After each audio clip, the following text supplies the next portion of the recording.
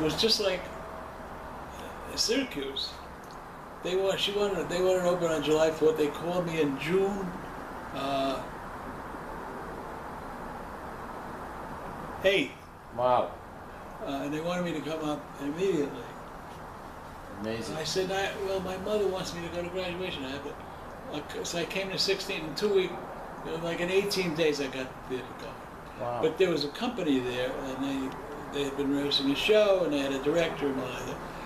In Roselle Park, in Asbury Park, I didn't have anything. Right. So I hired actors, hired a friend of mine as the director, hired a woman, a stage designer, who later married this guy, had 4 kids. It was an infinitely harder job, but I got it done. Any noted actors coming out of that? No. No. Absolutely not. We had noted actors coming out of Mashpee. Emma Thompson, not Emma Thompson, Seda Thompson. Seda, big difference. Yeah. You remember Seda Thompson? She's Sure. dead. I remember Seda Thompson. You do remember Nancy Marchand. Of course. I loved her. She had a TV series where Oh, yeah. she owned a newspaper. Right. Yeah, we loved that series. We used to, for some reason or other, her nickname was Nun. So she was Nun Marchand. Was it you who were telling me about the Friedmans, anyway? Sandy Friedman, did you? Yes, right. Because, Pat worked for Robert. Right. So Sandy was the playwright in residence at Mashpee. Oh. And we did one of his plays. Oh. There was a guy named Henry T. Weinstein who later did a lot of work, including on Marilyn's last picture, Misfits. Or maybe it was the one that was never finished. No, something's got to give. Something. I forget the name of that book. The one she was fired for. Right. Yeah. At one point, Henry called me up. How he got my number, I don't know. I was in Hollywood writing a script. That is, doctoring a script, which I got credit. Of course I hated Hollywood. And I had 2 little girls that I just loved. I really didn't want to be there. But Henry called me, he said, come to dinner on Sunday. Marilyn will be there, and Arthur Miller. And I said, oh no.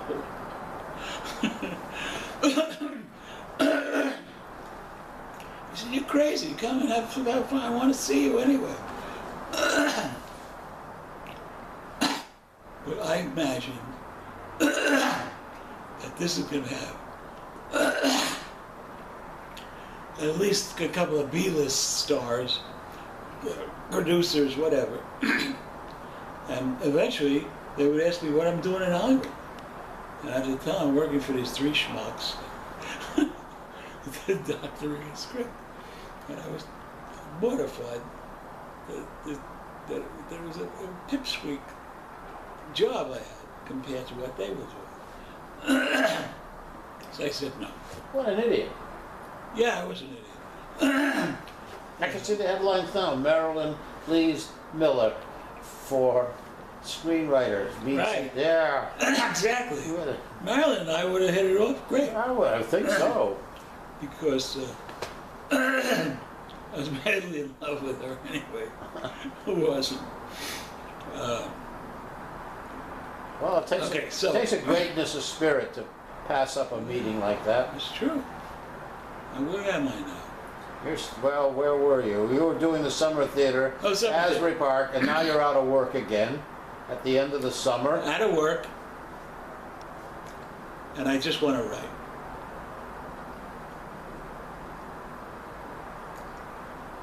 And I get an apartment, conflating a couple of things, but it's better that way.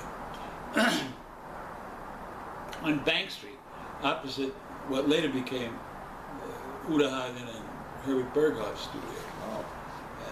It was 119 Bank Street. Huh. For $32 a month. You know, housing in New York then, forget it. Premium. And they had something called, so there was rent control, and the landlords were in a rage, but there was something called a professional apartment. So you could rent it to a doctor, a lawyer, for an office. So I borrowed a camera and put on a trench coat and put it around my neck and got a professional apartment, which probably actually rented for $10 a month, and I paid $32. And we got this one-bedroom apartment. And I began to write, but I didn't have any money. So I decided I couldn't take a job. I just couldn't. My writing career would go up in smoke. So I took a part-time job in the mornings. But then I realized I didn't have enough money, so I took another part-time job in the afternoon. So I had two part-time jobs. The afternoon part-time job was for a company called Mainline. And they made, they took copper and they painted it, they baked paint into it. I forget what the name of that stuff is. Cigarette lighters, ashtrays, vases. And I was in the office. The owner was out on the road selling. And he'd telephone in orders. And he had a Goyle. You know, and the next thing you know, the Goyle and I are on the floor screwing. So that made that job very nice. The other job was just wrapping packages. And then I got a call from a guy who was a fur buyer in Bergdorf Goodman. Somebody had recommended me. He was doing, I skipped ahead to 1950, I'm afraid. He was doing young people's theater at the Provincetown Playhouse on McDougal Street. And it was to be done by a dance company that was directed by a very well-known dancer. I think her name was Anna Sokolow, a modern dancer. And she had accompanied these people. And she did Robin Hood and Rumpelstiltskin, Jack and the Beanstalk, with these dancers, which was charming, absolutely charming. I was the stage manager. So I had to hire several people, which I did by friends as usual, backstage.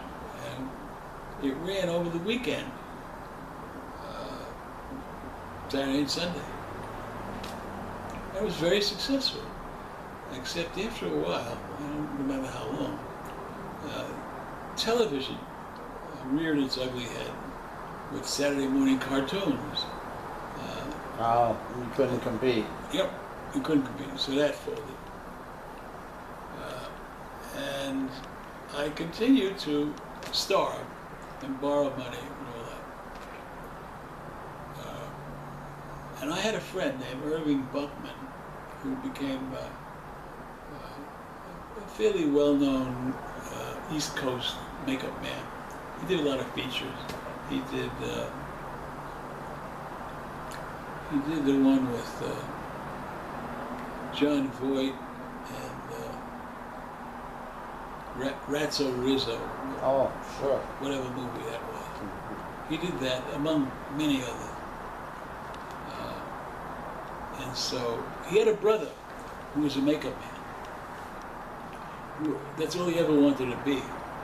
And he was 7 or 8 years older than we were, Irving and I. So he was working in the late 30s and early 40s on Broadway.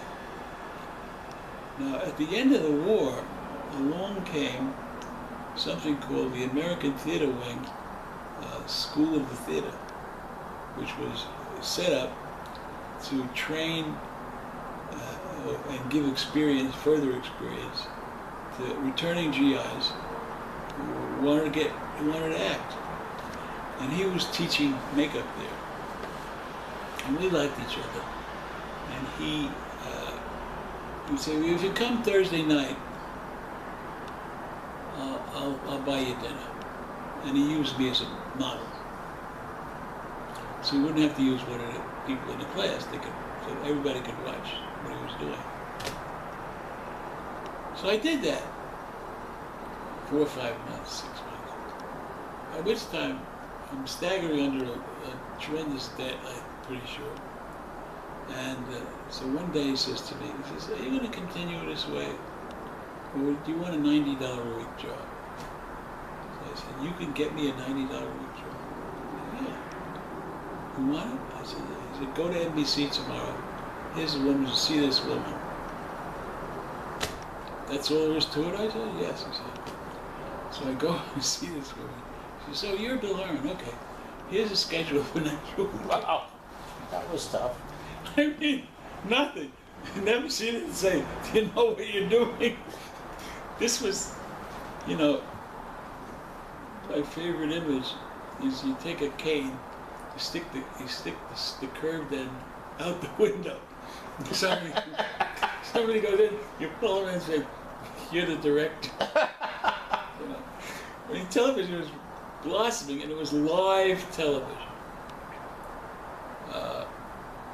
And, you know, for a few months, I guess, at the beginning, they would shut down at midnight or something and give you a color screen. Wow. But after a while, they were encroaching on that too. So they did constantly, everybody was working, you know. The shows were on, and they were all live, you know. I did something, I did a version of Don Quixote with, shit, what is his name? Boris Karloff playing Don Quixote. Oh. And he had a mustache that I put on.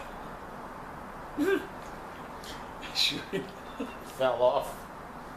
it started to go like that.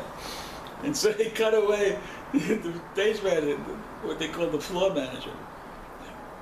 You got 30 seconds. You have to run in and fix that fucking thing with him. Take it away. Okay, he said, now go in.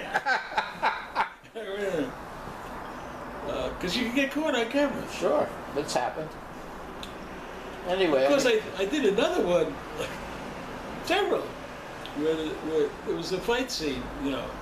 Some guy got knocked down, and there had to be blood. So they cut away from the guy, and I'm crawling in with the blood. Well, Anyway. oh, okay, that's a good place to stop, I Yeah. think. You did good, Bill. I think I did